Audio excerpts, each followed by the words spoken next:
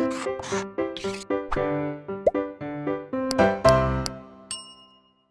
Students, welcome back to Blueprint Digital. आज की इस वीडियो में हम गोल्जी कॉय यानी कि गोल्जी कॉम्प्लेक्स के बारे में पढ़ेंगे।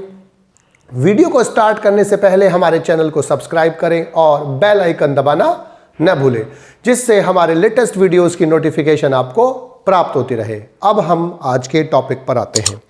गोल्जी कॉय की खोज कैमिलियो गोल्गी ने की थी और उन्होंने इसको बार्न आउल की नर्व सेल में की थी और इन्होंने इसको इंटरनल रेटिकुलर अपरेटस, इसको नाम दिया इंटरनल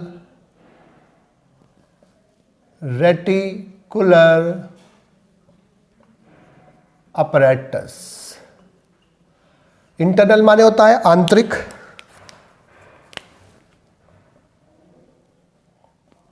रेटिकुलर का मतलब होता है नेट लाइक,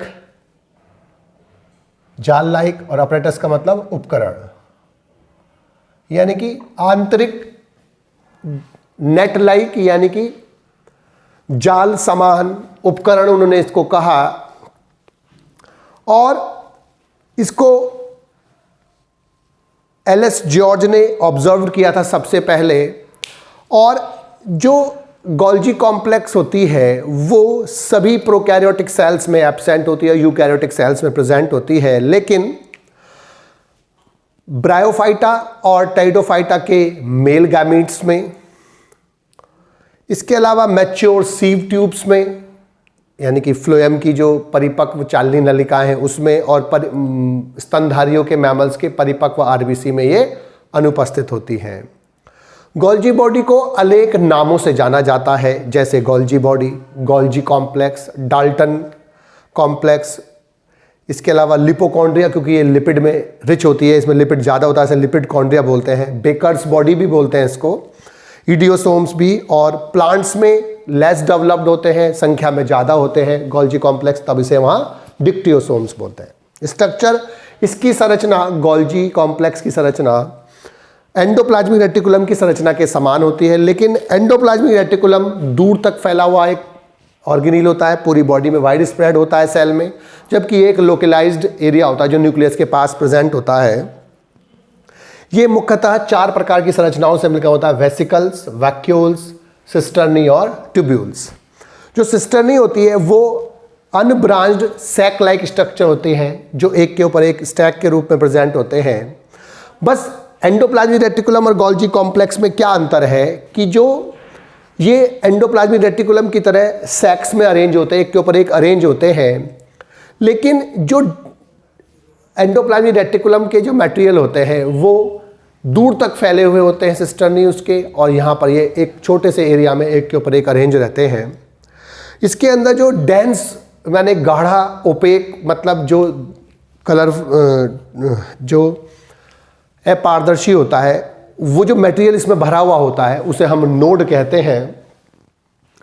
जो कॉन्वेक्स सरफेस होती है सिस्टर्नी की, जो न्यूक्लियस की तरफ होती है, उसे हम सिस फेज और फॉर्मिंग फेज बोलते हैं, जबकि वो फेज जो न्यूक्लियर मेम्ब्रेन की तरफ होगी, अगर सेल ऐसा होती तो ये कैसे होती है, न्यूक्लियर मेम्ब्रेन की तरफ होती है फेज, इधर यहाँ न्यूक्लियस होता, तो ये न्यूक्लियर मेम्ब्रेन न्यूक्लियस की तरफ जो है वो सिस फेज और फॉर्मिंग फेज, जो प्लाज्मा मेम्ब्रेन की तरफ होती है उसे हम सिस ट्रांस फेज और मैच्योरिंग फेज बोलते हैं। दूसरे होते हैं ट्यूब्यूल्स। ट्यूब्यूल्स जो होते हैं ये ब्रांच्ड और इरेगुलर ट्यूब लाइक स्ट्रक्चर्स होती है जो सिस्टर्नी से संबंधित रहते हैं, यानी कि शाखित होते हैं, ब्रांच्ड होते हैं और ट्यूब लाइक स्ट्रक्चर होते हैं। तीसरा जो वैक्यूल्स होते हैं, ये लार्ज स्फेरिकल यानी कि गोल संरचनाएं होती हैं जो ट्यूब्यूल से संबंधित रहती है, अर्थात ट्यूब्यूल्स के बीच का जो स्पेस होता है हम उसे वैक्यूल्स कहते हैं, ये जो बीच बीच में स्पेस है ट्यूब्यूल्स का। और तीसरी वेसिकल, ये गोल स्फेरिकल संरचनाएं होती हैं जो मुकुलन के द्वारा, बडिंग के द्वारा इससे निकली हुई होती है, और उसमें जो मटेरियल इसमें से बाहर निकालना होता है वो बाहर निकला होता है। इसका जो फंक्शन है ये सेल के लिए अनेक फंक्शन करती है। जो सबसे महत्वपूर्ण फंक्शन है वो है सेल सिक्रीशन। जो सेल का जो गोल्जी कॉम्प्लेक्स होते हैं वो सबसे महत्वपूर्ण काम क्या करती है, सेल का सिक्रीशन करती है। पहला फंक्शन है इसका सेल सिक्रीशन, यानी कि सेल स्राव। स्राव का मतलब होता है अपने अंदर कोई चीज बनाकर या अपने अंदर से बाहर निकालने को स्राव बोलते हैं। ये 3 स्टेप में स्राव करती है। सबसे पहले ये एंडोप्लाज्मिक रेटिकुलम से पदार्थ को प्राप्त करती है, इधर से एंडोप्लाज्मिक रेटिकुलम से रिसीव करती है। फिर इसके बाद वहाँ पर रूपांतरण होता है, मॉडिफिकेशन होता है, और उसको बोलते हैं हम ग्लाइकोसाइडेशन। बहुत इंपॉर्टेंट टर्म है ग्लाइकोसाइडेशन, इसको हिंदी में भी ग्लाइकोसाइडेशन बोलते हैं। तो ग्लाइकोसाइडेशन इस बार आया भी था नीट में कि ग्लाइकोसाइडेशन कहाँ होता है। ग्लाइकोसाइडेशन का मतलब होता है कि कार्बोहाइड्रेट से प्लस प्रोटीन से मिलाकर ग्लाइकोप्रोटीन बनाना और कार्बोहाइड्रेट के साथ लिपिड जोड़कर ग्लाइकोलिपिड बनाना। तो ग्लाइको मतलब कार्बोहाइड्रेट का जुड़ना, किससे? लिपिड से और प्रोटीन से ग्लाइकोसाइडेशन बोलते हैं। जो ग्लाइकोसाइडेशन की जो स्थान होता है वो कहाँ होता है? गोल्जी कॉम्प्लेक्स में होता है। पदार्थ कहाँ से आते हैं? ईआर से, और जोड़ने का काम कौन करता है? गोल्जी कॉम्प्लेक्स, और उसको फिर वो बाहर निकाल देता है रिवर्स पिनोसाइटोसिस से। लेकिन अगर ऑप्शन में ये नहीं है गोल्जी कॉम्प्लेक्स, तब इसका आंसर एंडोप्लाज्मिक रेटिकुलम होता है। तो पहला काम है इसका विभिन्न प्रकार के पदार्थों का स्राव करना। दूसरा जो फंक्शन है इसका, ग्रंथियों से हार्मोन स्राव। ग्रंथियों से हार्मोन का जो स्राव करना होता है वो भी गोल्जी कॉम्प्लेक्स उसमें सहायता करता है। तीसरा, सेल वॉल यानी कि कोशिका भित्ति संश्लेषण के लिए पदार्थ कौन से होते हैं? कार्बोहाइड्रेट्स। कार्बोहाइड्रेट जो बनते हैं का जो निर्माण होता है वो कौन करता है? गोल्जी कॉम्प्लेक्स करता है। तो गोल्जी कॉम्प्लेक्स में जो सेल वॉल को बनाने वाले सब्सटेंसेस होते हैं, जो कार्बोहाइड्रेट होते हैं, उनका संश्लेषण गोल्जी कॉम्प्लेक्स करता है। लिपिड वाले स्फीरियोसोम बनाते हैं, और जो कार्बोहाइड्रेट का जो एक पार्ट होता है वो कौन बनाता है? प्लाज्मा मेम्ब्रेन बनाती है। इसके बाद चौथा, जो सेल, जब प्लांट सेल डिवाइड होती है तो सेल के बीच में एक सेल प्लेट बनती है, और इस सेल प्लेट का जो निर्माण होता है उसमें गोल्जी कॉम्प्लेक्स हेल्प करती है, और थोड़ा बहुत एंडोप्लाज्मिक रेटिकुलम भी हेल्प करता है। लेकिन मेन काम कौन करता है? गोल्जी कॉम्प्लेक्स करता है सेल प्लेट निर्माण में। पांचवा, जो मेल गैमिट होता है स्पर्म, उसके अंदर हेड पर यहाँ एक स्ट्रक्चर होती है, एक केंद्रक होता है इसका हैप्लॉइड, और दूसरा 2p के आकार की स्ट्रक्चर होती है, इसे बोलते हैं हम एक्रोसोम। और इस एक्रोसोम का निर्माण गोल्जी कॉम्प्लेक्स से होता है, और इस एक्रोसोम के अंदर एंजाइम्स प्रेजेंट होते हैं जिसे स्पर्म लाइसिन बोलते हैं। और ये जो स्पर्म लाइसिन होते हैं वो फीमेल गैमेट पर छोड़ दिए जाते हैं, और फीमेल गैमेट ओवम यहाँ से रप्चर हो जाएगा, यहाँ से फट जाता है, और इसका जो न्यूक्लियस होता है वो निकलकर अंदर एंटर कर जाता है, जिसका दोनों आगे जाकर मेल और फीमेल गैमेट फ्यूज हो जाते हैं, अर्थात वो फर्टिलाइजेशन हो जाता है, निषेचन हो जाता है, अर्थात ये निषेचन में सहायता करता है। इसके बाद जो 6th फंक्शन है इसका गोल्जी कॉम्प्लेक्स का, कि वो एग के ऊपर एक मेम्ब्रेन होती है, white line membrane. White line membrane जो होती है एग की, उसका जो निर्माण होता है वो कौन करता है?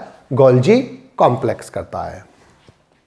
7वां जो नेक्स्ट फंक्शन है इसका वो है गम्स। प्लांट्स में जो गम्स बनती हैं उनका जो स्राव होता है वो गोल्जी कॉम्प्लेक्स करती है। 8वां जो म्यूसिलेज या म्यूकिलेज होता है उसका जो स्राव होता है वो भी गोल्जी कॉम्प्लेक्स के द्वारा होता है।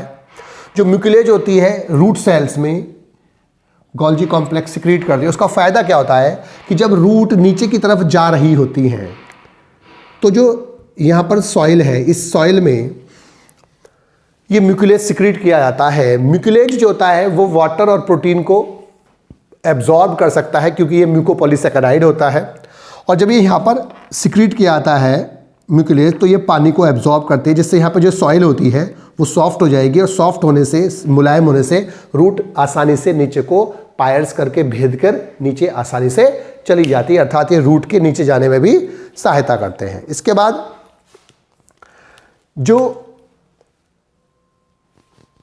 नेक्स्ट फंक्शन है इसका वो है एक मेम्ब्रेन का दूसरी मेम्ब्रेन में ट्रांसफॉर्मेशन। जब एक मेम्ब्रेन दूसरी मेम्ब्रेन में कन्वर्ट होती है तो उसका जो काम होता है वो कौन करता है? गोल्जी कॉम्प्लेक्स करता है। तो जो गोल्जी कॉम्प्लेक्स के मेन काम है, पहला है सेल सिक्रीशन, दूसरा होता है हार्मोन्स का ग्लैंड से, जो ग्लैंड्स होती है ग्रंथियों से हार्मोन का स्राव, वो गोल्जी कॉम्प्लेक्स हेल्प करती है। सेल वॉल मटेरियल बनाने में हेल्प करती है, सेल प्लेट बनाने में हेल्प करती है गोल्जी कॉम्प्लेक्स। इसके बाद एक्रोसोम का जो निर्माण होता है वो गोल्जी कॉम्प्लेक्स करती है। एग की जो व्हाइट लाइन मेम्ब्रेन होती है वो गोल्जी कॉम्प्लेक्स का काम है। गम्स का स्राव, म्यूकुलेज का स्राव और एक मेम्ब्रेन का दूसरे मेम्ब्रेन में जो ट्रांसफर होना होता है वो भी गोल्जी कॉम्प्लेक्स करती है। जो 10वां काम होता है वो होता है लाइसोसोम का निर्माण। अभी हमने पढ़ा था पिछले लेक्चर में कि लाइसोसोम का निर्माण जो होता है वो एंडोप्लाज्मिक रेटिकुलम और गोल्जी कॉम्प्लेक्स करते हैं।